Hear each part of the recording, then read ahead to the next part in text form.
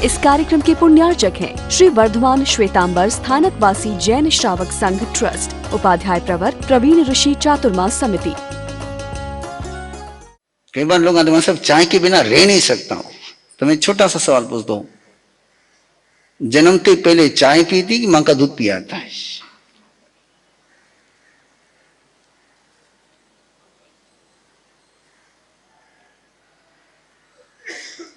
फिर नहीं मां साहब, मैं गुटके के बिना रह नहीं सकता, मैं इसके बिना रह नहीं सकता, मैं उसके बिना रह नहीं सकता। मैंने कहा जन्मते क्या क्या खाया बता पहले।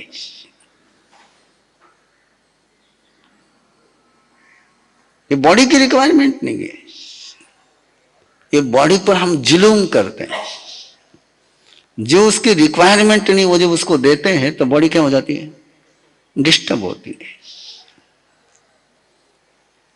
वही से बॉडी का सूत्र है, बॉडी को जो चाहिए दीजिए, लेकिन आप बॉडी को जो चाहिए वो नहीं देते। हम हमारे स्वाद को जो चाहिए वो देते, जुबान को जो चाहिए वो देते हैं। स्वाद लेती जुबान, पनिशमेंट भोगते पूरी बॉडी। और कितने देर स्वाद लेती है वो? स्वाद लेने का टाइम कितना है और पनिशमेंट का टाइम ऐसा ही। तो ये कायसर्ग का सूत्र है, इसको पहले अच्छी तरह से अंडरस्टैंड कर लो तो आपको बिल्कुल आराम से मामला चलेगा आपका। फिर कायसर्ग की प्रक्रिया शुरू होगी। वापस एक बार समरी कर रहा हूं, कुछ नहीं करना कायसर्ग है, कुछ नहीं सोचना कायसर्ग है, कुछ नहीं बोलना कायसर्ग है। ठाने नम मोने नम जाने नम। जहां मैंने सक्रियता करी वहां कायसर्ग चला गया। कई बार आपने देखा होगा नींद नहीं आती है और उस समय आप नींद लेने का प्रयास करते हैं, इस करवट उस करवट, उस करवट से इस करवट उस, और जितनी आप करवटें बदलते उतनी नींद दूर चली जाती है। आप करवट बदलना बंद कर दो, नींद अपने आप आ जाएगी। बिल्कुल पड़े रह जाओ, नींद अपने आप आ जाएगी। लेकिन आदमी उस समय इन करवट मारते नहीं, उन करवट मारते, इन पोजीशन में उन पोजीशन, और जितनी आप पोजीशन लोगे उतना बॉडी का टेम्परेचर कम होगा या बढ़ेगा। और जितना आप टेम्परेचर बढ़ाओगे उतनी नींद दूर चले जाएगी। तो ये अपनी समझदारी है, ये समझदारी। तो कायसर्ग को क्यों कहा गया कि सारे दुखों का क्षय करता है? कि सारे दुख अपने इन्वायरमेंट से आए, हमारी सक्रियता के कारण से सारे दुख आए। यदि हम अब सक्रियता वहां से हटा ले तो बहुत सारे प्रॉब्लम सॉल्व हो जाएंगे। किसी के घर में गमी हो गई और वहां बैठने के लिए जाते हैं, बोले कहीं नहीं संसारो स्वभाव है, चाल तो रे यो है वो है, सगळं उपदेश जो होते उठे आणि थका मते बीते जरा उपदेश याद आवे अपना नहीं। दूसरा कोई गाली देकर के गुस्सा कर रहा होगा, अपने पास आए कि उन्हें घने गालियां देवे, घने डिस्टर्ब करे, कहीं नहीं रहे, शांति से रहो ना। उन्हें क्या होता है शांति से रहो ना, लेकिन जब स्वयं की बारी आती है उस समय अपना उपदेश अपने को याद आता है क्या? क्यों नहीं याद आता है? कि उसकी गाली में अपन अटैच नहीं है, डिटैच है। तो उठे दिमाग बराबर काम करे, ऐसे करन चाहिए। और अपनी जब गाली सुनते तो केवल गाली सुनते नहीं है, ध्यान में रखना अगला शब्द। हम गाली को केवल सुनते नहीं, गाली को केवल जानते नहीं, तो गाली को फील करते हैं। दूसरे ने दी हुई गाली, दूसरे को दी हुई गाली हम केवल सुनते हैं और स्वयं को दी हुई गाली हम महसूस करते हैं। और यदि आपने दूसरे की जैसी गाली आप सुनते हैं वैसी अपने को दी हुई गाली आपने केवल सुनी तो गाली का असर होगा? गाली सुनने के कारण से असर होता है कि गाली को महसूस करने के कारण से असर होता है? आपकी बात ले लो, एक पागल आदमी जा रहा है आपके सामने से और वो आपका नाम लेकर के आपकी तरफ हाथ करके गालियां दे रहा है आपको, और आपको पता है कि वो पागल है। उसकी गाने आप सुन रहे हैं, गुस्सा आता है? क्यों नहीं आता? कौन है वो? पागल है। आप सुन रहे हैं ना, आपका नाम लेकर गालियां दे रहा ना वो, फिर आपको गुस्सा क्यों नहीं आ रहा है? वो कौन है? पागल है।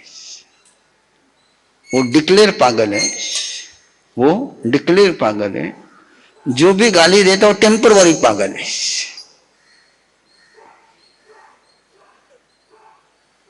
आप टेम्पररी पागल को आप टेम्पररी सयाना समझते तो रोते रहो, और यदि टेम्पररी पागल को भी अपने पागल के रूप में देखा, गाली का असर, इसको कहते काय स्वर्ग। यह है काय स्वर्ग, कि वो गाली दे रहा है। मैं माताओं को बहुत बार पूछता हूं कि तुमने बिल्कुल नई साड़ी पहनी, कहीं जाने के लिए तैयारी में हो, और छोटे से बच्चे को प्यार करने के लिए तुमने गोद में लिया और उसने अभिषेक कर दिया। करता है बच्चा, उसमें मां बच्चे को क्या करती है? गुस्सा करती है, थप्पड़ लगाती है, डांटती है, क्या करती है? क्यों? बच्चों है, कही है, बच्चों है। और बच्चे को बच्चे के रूप में लिया तो गुस्सा नहीं आता है, और बच्चे को सयाने के रूप में लिया तो गुस्सा आए बिना रहता नहीं। तो ये काय स्वर्ग की पूरी फिलॉसफी पहले समझ लो, तो फिर अगली बात आराम से आपके समझ में आएगी कि कैसी उसकी प्रक्रिया चलती है, कैसे डिटैच होना है। यानी पहला सूत्र याद में आ गया, क्या होना है अपने को? डिटैच। किससे डिटैच होना है? किससे डिटैच होना है? अपने बॉडी से, अपनी एक्शन से, अपनी बॉडी के एक्शन से। जहां आप डिटैच हो गए वहां काय स्वर्ग हो गया। जहां आप अटैच हो गए वहां काय स्वर्ग चला गया। फिर अटैच हो गए कि इन्वॉल्वमेंट आएंगे, इन्वॉल्वमेंट आएंगे एक्शन आएंगे, एक्शन आएंगे जिम्मेदारी आएगी, जिम्मेदारी आगे के फिर चढ़ उतर हो जाएगा। एक प्रैक्टिकल एग्जांपल देकर के बात को आगे ले जाऊं। सर्जन बहुत मास्टर सर्जन है, उसको कहो अपने पत्नी का ऑपरेशन करे, अपने फैमिली मेंबर का ऑपरेशन करे, नहीं कर पाता वो। क्यों? कि वो पेशेंट नहीं है उसके लिए, केवल पेशेंट नहीं, पेशेंट प्लस फैमिली मेंबर है। और जैसे family member patient, patient plus family member हो गया तो सारी अक्ल डिस्टर्ब हो गई। और दूसरा कोई व्यक्ति आता तो क्या उसके लिए केवल ओनली पेशेंट है। तो जैसे उसका नॉलेज, जैसे उसकी आर्ट, जैसे उसकी कला, जैसे उसकी परफेक्शन केवल अटैच होने के कारण से डिस्टर्ब हो गई, बाकी कोई कारण नहीं, उसके पास नॉलेज नहीं, वो करना नहीं चाहता, उसके करने की भावना नहीं, ऐसा कुछ नहीं। लेकिन जैसे उसने देखा कि नहीं मेरी मां है, पेशेंट नहीं, वो क्या है? मां है। और मां के अंदर की फीलिंग शुरू हो गई कि हाथ हिल गया। तो जैसे इंफॉर्मेशन के लेवल पर इमोशन चले गई, अफेक्शन आ गया कि इंफॉर्मेशन का दिया बुझ गया। और वहां यदि अफेक्शन नहीं आया, वहां यदि किसी प्रकार का नहीं हुआ, तो फिर माथा आराम से चलता है। तो काय स्वर्ग इसको कहते हैं कि पेशेंट का ऑपरेशन कर रहा हूं। किसका ऑपरेशन कर रहा हूं? पेशेंट का ऑपरेशन कर रहा हूं। आचार्य श्री आत्माराम जी महाराज साहब का प्रसंग मैंने आपके पास पहले सुनाया है, उसको केवल याद दिला रहा हूं। कुल्ले की हड्डी टूट गई है। किसकी? कुल्ले की हड्डी टूट गई है, और कुल्ले की हड्डी टूटने के बाद ऑपरेशन करना है। वहां के क्रिश्चियन हॉस्पिटल में लेकर के गए, डॉक्टर आया है ऑपरेशन थिएटर में, और आचार्य श्री आत्माराम जी महाराज साहब डॉक्टर को कह रहे हैं कि मुझे बेहोश नहीं करना, कोई एंथीसिया मुझे नहीं देना, लोकल भी नहीं देना, फुल्ली भी नहीं देना। वो डॉक्टर बोले क्या बात करते हो, बिना एंथीसिया दिया इतनी बड़ी चिरफाड़। बोले कुछ नहीं, आप यही समझ कर चलो कि आपने एंथीसिया दिया हुआ है। बोले आप मेरे मिले कोई मेरा पांव नहीं हिलेगा, मेरा हाथ नहीं हिलेगा, मेरे ब्रीदिंग में अंतर नहीं आएगा, कुछ नहीं होगा। बोले डॉक्टर मानने के लिए तैयार नहीं था और कोई मानेगा भी नहीं। लेकिन आचार्य श्री आत्माराम जी महाराज ने कहा तो आराम से ऑपरेशन कर। और डॉक्टर ने शुरू किया ना, उसके बाद डॉक्टर की हालत देखने जैसी थी कि सारा करते रहे वो, लेकिन बॉडी में कहीं रिएक्शन नहीं, कहीं बॉडी में एक्साइटमेंट नहीं, बॉडी में कोई पीड़ा नहीं, बॉडी में कोई पेन फूलिंग नहीं, कुछ नहीं, बॉडी बिल्कुल ऐसी पड़ी हुई। और आत्माराम जी महाराज पूरे होश में। इस लेवल की आचार्य श्री आत्माराम जी महाराज साहब की कायस्वर्ग की साधना थी। बॉडी से डिटैच हो गए, बॉडी में रहते हुए, होश में रहते हुए बॉडी से डिटैच हो गए और बॉडी की सारी फंक्शनल नॉर्मल चलता रहा। इमोशन के कारण से, फीलिंग के कारण से जो भी बॉडी में हार्मोन्स आते थे, जो भी एक्टिविटी, वो कुछ नहीं हुआ। ब्रेन का काम नहीं ना, वहां से तो काम चलेगा ना। नो फीलिंग, केवल देख रहे हैं एक्शन को। और डॉक्टर क्रिश्चियन था, लेकिन उसके शब्द है कि मैंने जीसस से उसे मैं सुना था, पढ़ा था, लेकिन मानता नहीं था। आज पता चला कि जीसस भी हो सकता है।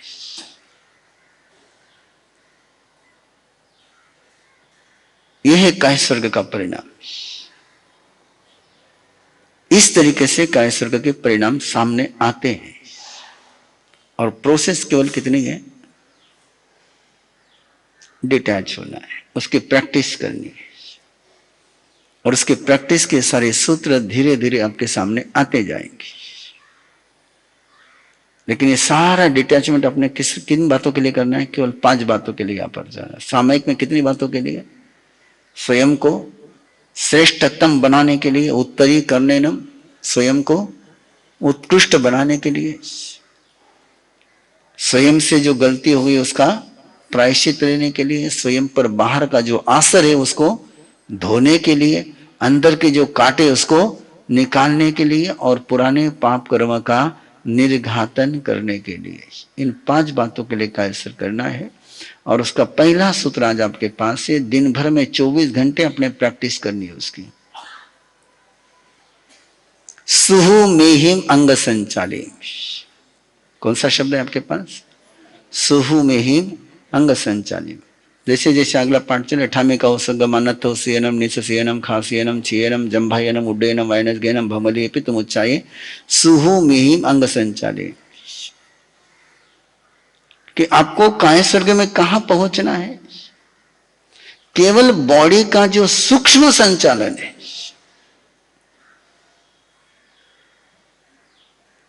जिस पर आपका कोई कंट्रोल नहीं है, जो आपके बॉडी के लिए कंपलसरी है, उसके अलावा दूसरा कोई संचालन बॉडी में नहीं होगा। ये कब होगा कि जब आपका पूरा अटेंशन कहां जाएगा, कि जो सूक्ष्म संचालन है, सुहु मेहिम अंग संचालन। सुहु में यानी सूक्ष्म, अंग यानी बॉडी, संचालन मैंने संचालन। जो सूक्ष्म बॉडी का संचालन चल रहा है, जो फंक्शन चल रहा है, जो मैंने आपको पहले शब्द दिया, क्या शब्द है, फंक्शन। कैसा फंक्शन चल रहा है, बिल्कुल माइक्रो जो फंक्शन चल रहा है, मेरा ध्यान, मेरा अटेंशन, मेरा पूरा नॉलेज उसी में रहेगा। और यदि अपने अटेंशन की एक हैसियत है, वो एक समय में एक ही जगह रह सकता है, वो एक समय में 2 जगह नहीं रह सकता है। आपका जब तक बखान में ध्यान है, बखान पूरा समझ में आता है। और जैसे एक पल के लिए आपका ध्यान इधर उधर हट जाए, वो शब्द मिस हो गए कि अगला वाक्य भी समझ में नहीं आता है। फिर आप सुनते रहते, लेकिन वो लिंक लागे कोने पीछे, फिर जोर लगाना पड़े।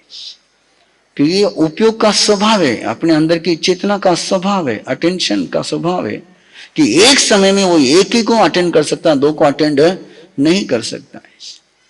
और इसलिए मल्टीटास्किंग ये स्वयं के साथ किया हुआ जुलूम है, ये स्वयं के साथ किया हुआ गुनाह है